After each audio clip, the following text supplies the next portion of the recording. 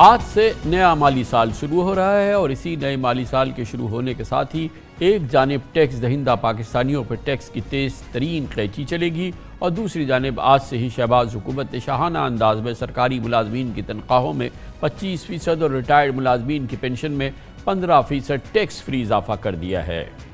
غضب خدا کا ہے کہ ملک میں وفاقی اور صوبائی سرکاری ملازمین کی تنخواہوں اور پینشن کا بجٹ 5,370 ارب روپوں سے بڑھ چکا ہے۔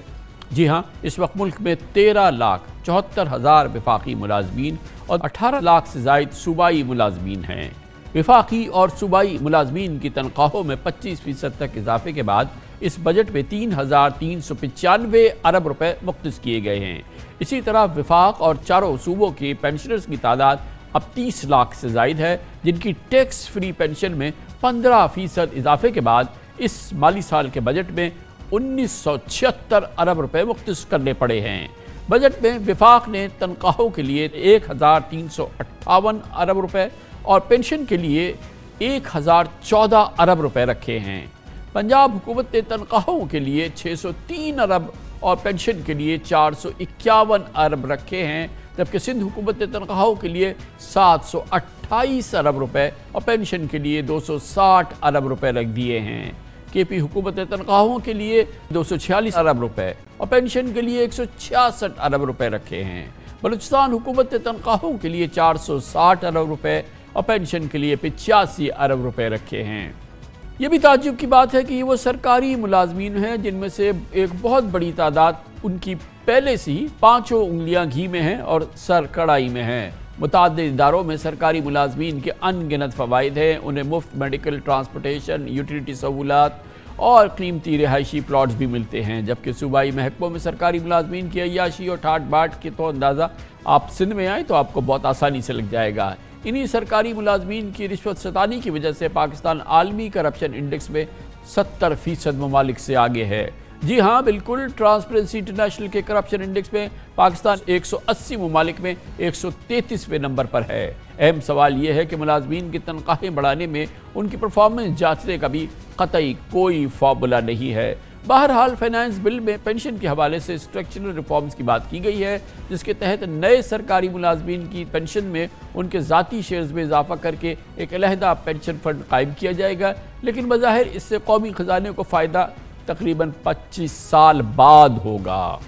یہ ایک بہت بڑا چیلنج پاکستان کی پہلی ہی ضعیف، کمزور اور ایک بہت بوجھ تلے دبی ہوئی معیشت پہ یقیناً پاکستان میں سرکاری ملازمین کی تنخواہیں اور اس کے ساتھ ہی پاکستان میں ٹیکس فری پینشن کا نظام، اور اس سے بھی زیادہ امپورٹنٹ بات یہ ہے کہ پچھلے 2 سال کے دوران اسی شہباز شریف حکومت نے ان سرکاری ملازمین کی تنخواہوں میں تقریباً 60% اضافہ کر دیا ہے۔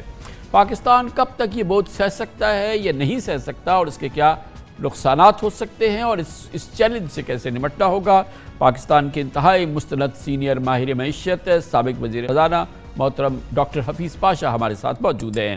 بہت بہت شکریہ ڈاکٹر صاحب، ہم مختلف موضوعات پہ آپ کی بہت عمدہ تجربہ کار رائے لیتے رہتے ہیں، آپ کے جو بہت ہی وسیع تجربہ ہے۔ یہ جو پینشن کا معاملہ ہے، یہ جو ہماری تنخواہوں کا معاملہ ہے، جو ہمارے سرکاری ملازمین وفاقی اور سرکاری، مطلب وہ معیشت جس نے کہ ابھی تقریباً 9 کھرب روپے کے پورے ریونیو جمع کیے ہیں، وہ تقریباً 3.5 ارب روپے ٹیکس وہ پینشن میں اور تنخواہوں میں ادا کر دیتی ہے۔ یہ کسی طرح سے بھی وائبل فارمولہ نہیں ہے، اور اب ایسا لگتا ہی ہے کہ یہ بوجھ جو ہے یہ ہماری معیشت کو جو جس طرح سے زمین بوس ہوتی نظر آ رہی ہے، اس میں اس کا ایک بہت بڑا کردار ہے۔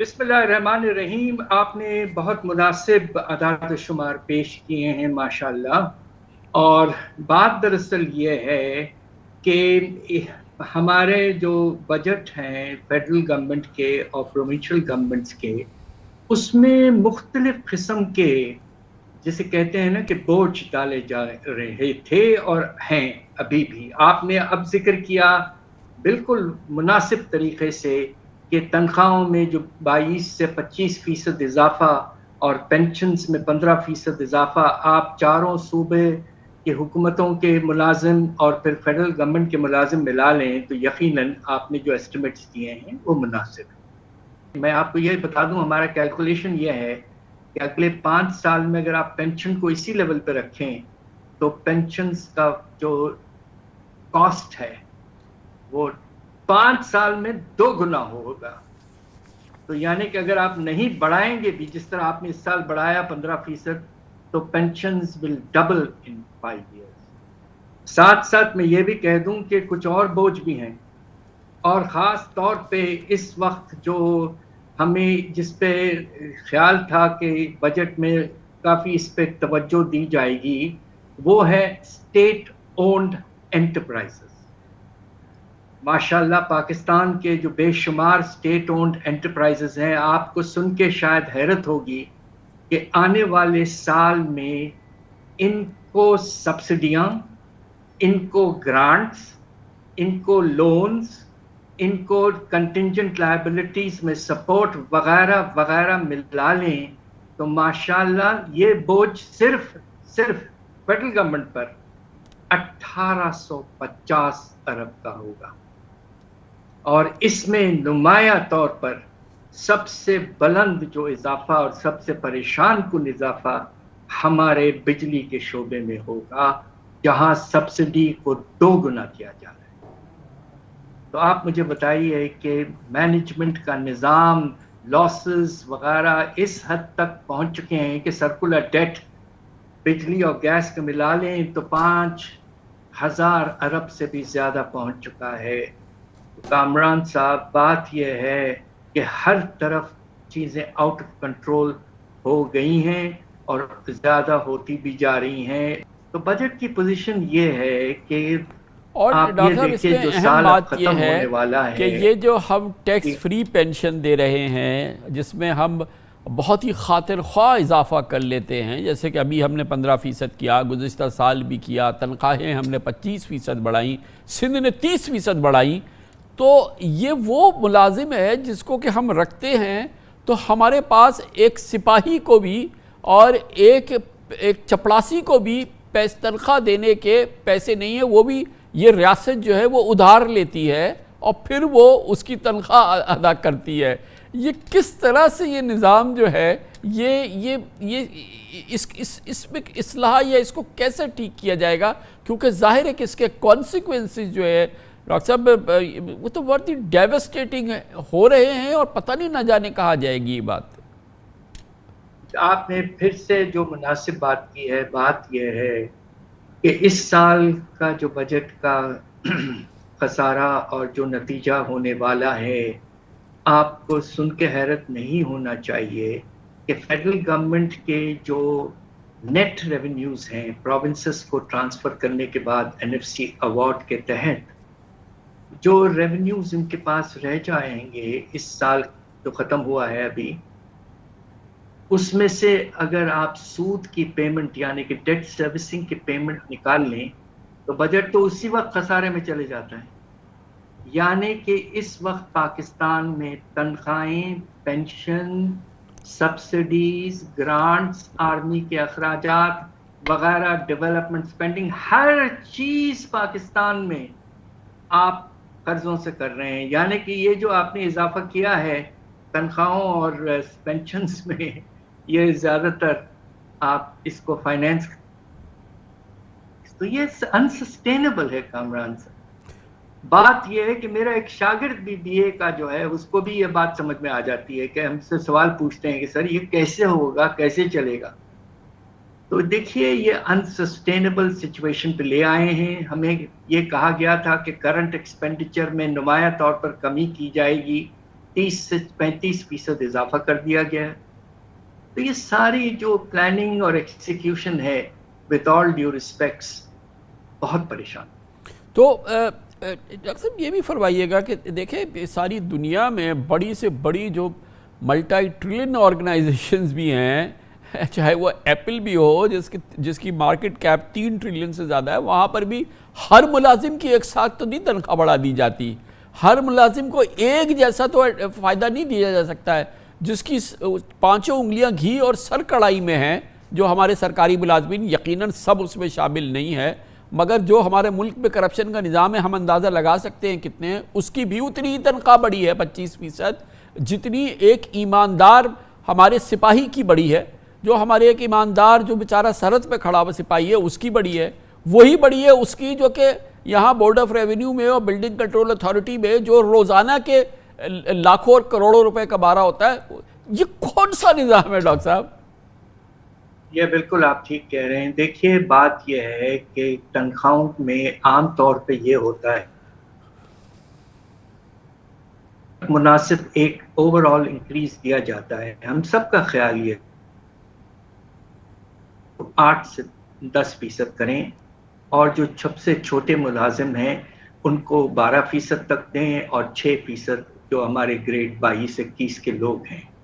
مگر ایسا نہیں ہوا ہے، اور فرق صرف 3% کا ہے، اور اضافہ 22 سے 25% کا اضافہ ہے۔ حیرت انگیز۔ اور آپ یہ بھی دیکھیے اس وقت جو پرائیویٹ سیکٹر کے ملازم ہیں ان کے تنخواہوں میں اضافے کی گنجائش اس لیے نہیں ہے زیادہ تر کمپنیوں میں کہ پروفیٹیبلٹی کم ہو چکی ہے، معاشی حالات خراب ہیں۔ اس کے اوپر آپ نے سیلریز پر ٹیکس بڑھا دیا ہے، تو یعنی کہ اب یہ ہوگا کہ پرائیویٹ سیکٹر کے جو ملازم ہیں ان کی تنخواہوں میں تو کمی آئے گی جی، اور اس کے برعکس آپ نے گورنمنٹ کے امپلائیز کی تنخواہوں میں 20 سے 22% اضافہ کر دیا ہے۔ تو یہ بہت ہی نامناسب قدم تھا، اور ہمیں حیرانگی اس بات کی ہے کہ ایسا کیوں ہو پایا۔ تو ڈاکٹر صاحب اس کا یہ فرمائیے گا کہ علاج کیا ہے، کیونکہ جو ہم آفر کر رہے ہیں شاید بہت ہی عمدہ جو ترقی یافتہ ممالک ہیں وہاں پر بھی یہ سہولت حاصل نہیں ہے، ٹیکس فری پینشن وغیرہ کی، اور پھر وہ بھی نسل در نسل تک بھی چل جاتی ہے۔ تو اب اس پورے معاملے سے کیسے نمٹا جائے گا ڈاکٹر صاحب؟ جیسے کہ بھی آپ نے فرمایا کہ ایس او ایز کا جو نقصان ہے وہ 1800 ارب ہے ہمارا سالانہ، جو ہماری قومی ملکیت کی کارپوریشنز ہیں، یعنی کہ وہ بھی جو ہے وہ کیونکہ وہ حکومت کو چلانے کا شوق ہے تو وہ اس سے یہ ہو گیا۔ پھر یہ 3-3.5 کھرب یہ ہیں، مطلب اس میں کیا گنجائش ہے کہ یہ جو بیلنس شیٹ ہے یہ ایک آؤٹ رائٹلی بینکرپٹ کمپنی کی بیلنس شیٹ ہے نا سر؟ جی ایسا ہی تو لگ رہا ہے، جس طرح میں نے آپ سے کہا کہ قرضوں کی واپسی ری پیمنٹ یعنی سود کی پیمنٹ کے بعد کوئی پیسہ نہیں بچتا ہے بجٹ میں، اور اس کے بعد ہر خرچہ جو ہے وہ آپ قرضوں سے پورا کر رہے ہیں۔ یہ تو وائبلٹی نہیں ہے، یہ تو ایک بہت ہی بیسک انڈیکیٹر ہے آف حالات خراب ہونے کی وجہ۔ اور ہمارے ساتھ یہ ہمارے حکومت کے ساتھ ایک ایڈوانٹیج یہ تو ہے ضرور ہے کہ وہ روپیہ چھپوا لیتے ہیں، بینکوں کے بانڈز وغیرہ جو فلوٹیشن کرتی ہے، اور اسٹیٹ بینک انہیں پیسہ دیتے ہیں لون کے طور پر، تو گزارا اس طرح ہو جاتا ہے۔ مگر دیکھیے آج پوزیشن یہ ہے پاکستان کا، جو اگر آپ ٹھیک طرح سے ٹوٹل ڈیٹ دیکھیں تو 80% تک پہنچ چکا ہے۔ یہ جی ڈی پی کا یہ انسسٹینیبل ہے، اور ہم سب یہ سوچ رہے تھے کہ اس آنے والے سال کے بجٹ میں ماشاءاللہ پہلی دفعہ سخت سے سخت اقدامات لیے جائیں گے تاکہ جو کرنٹ ایکسپینڈیچر ہے اس میں واضح طور پر کمی آئے۔ ہمیں کسی کو اندازہ نہیں تھا کہ تنخواہوں میں اتنا اضافہ، ایس او ایز کو اتنا سپورٹ میں اضافہ، اور دوسرے خرچوں میں بھی اضافہ۔ تو یہ میں آپ کو یہ بھی کہہ دوں کہ آنے والے سال جو اب شروع ہوا ہے آج سے، اس میں بجٹ انسسٹینیبل ہو جائے گا، اور آپ دیکھیں گے کہ اگر ہم آئی ایم ایف کے پروگرام میں گئے تو وقتاً فوقتاً منی بجٹ لانا پڑے گا۔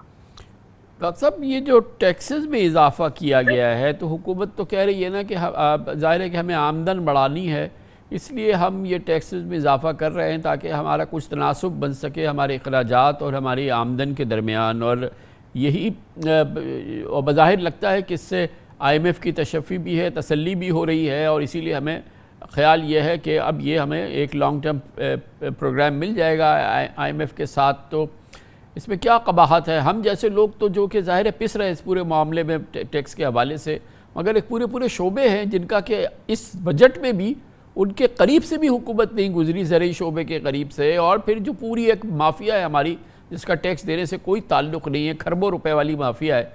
تو یہ نظام تو بالکل ہی کہ ایسے ہی ہے نا ڈاکٹر صاحب کہ یہ اس کے بہت ہی خطرناک پھر میں کہوں گا کہ کانسیکوینسز ہو سکتے ہیں.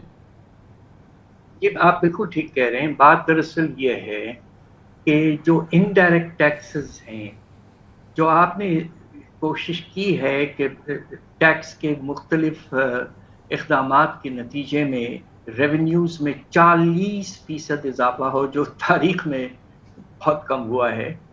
تو 40% اضافے میں تقریباً آپ نے جو اضافہ ٹارگٹ کیا ہے وہ آدھے سے زیادہ انڈائریکٹ ٹیکسز، اور ایسی چیزوں پر انڈائریکٹ ٹیکسز لگا دیے گئے ہیں. آغاز میں تو پیٹرولیم لیوی کو ٹیکس سمجھتا ہوں. آج آپ نے 7.5-8 روپے بڑھائے ہیں، مگر آپ کو اس کے بعد 20 روپے اور بڑھانے ہیں.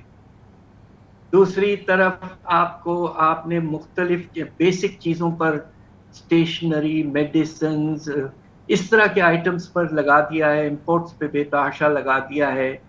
تو آج آغاز ہوا ہے نئے سال کا، اور پچھلے مہینے کے افراط زر جو ہے وہ کچھ بڑھتی ہوئی نظر آئی ہے. مئی کے مہینے میں 11.8، اب یہ تقریباً 13% تک واپس جا چکا ہے. اور اندازہ ہمارا یہ ہے کہ یہ بجٹ کے جو اقدامات ہیں، خاص طور پہ انڈائریکٹ ٹیکسز میں جو اضافہ اور پیٹرولیم لیوی میں جو اضافہ ہے، اس کے نتیجے میں افراط زر کی رفتار 16 سے 18% تک واپس چلے جائے گی عنقریب. تو یہ بھی ایک فیلئر ہے پالیسی کا. خیال یہ تھا کہ افراط زر کو کنٹرول کیا جائے گا. اور ایک اور بات میں جاننا چاہتا ہوں کہ ہمارے بجٹ میں ریلیف کا جو پہلو ہے وہ تو نہ ہونے کے برابر ہے. اب آپ یہ دیکھیے کہ پاکستان میں غربت کا پیمانہ جو ہے وہ 40% سے زیادہ ہو چکا ہے. ہمارے ملک میں 10 کروڑ سے زیادہ لوگ غریب ہو چکے ہیں، اور ان کا جو پاورٹی گیپ ہے، یعنی کہ جو زندگی گزارنے کے لیے جو کم از کم پیسے چاہیے اور جو ایکچولی پیسے ان کے پاس آتے ہیں انکم، اس میں فرق اس وقت پاکستان میں 3000 ارب کا ہے پاورٹی گیپ. اور ہم نے اپنے بے نظیر انکم سپورٹ پروگرام، جو کہ اچھا پروگرام ہے، ویل ٹارگیٹڈ پروگرام، اس میں ہم نے 600 ارب بھی نہیں رکھا ہے، یعنی کہ 1/5واں حصہ بھی نہیں رکھا. تو یہ بہت ہی افسوسناک بات ہے. آپ نے اپنے تنخواہوں میں اپنے امپلائیز کے لیے، جو کہ آپ نے جس طرح کے نمبرز بتائیں مشکل سے 30 لاکھ ہوں گے، ان کو تو آپ نے بہت بڑا اضافہ کر دیا ان کے انکمز میں. مگر جو باقی اس ملک کے غریب لوگ بیچارے پسے ہوئے ہیں اس وقت، ان کے بارے میں آپ نے کوئی خاص نہیں سوچا. بہت بہت شکریہ جناب ڈاکٹر حفیظ پاشا ہمارے ساتھ تھے. اس کے ساتھ ہی ہمارے آج کے پروگرام کا اختتام ہوتا ہے. کل آپ سے پھر ملاقات ہوگی انشاءاللہ. کل تک کے لیے کامران خان کو اجازت. اللہ حافظ ناصر.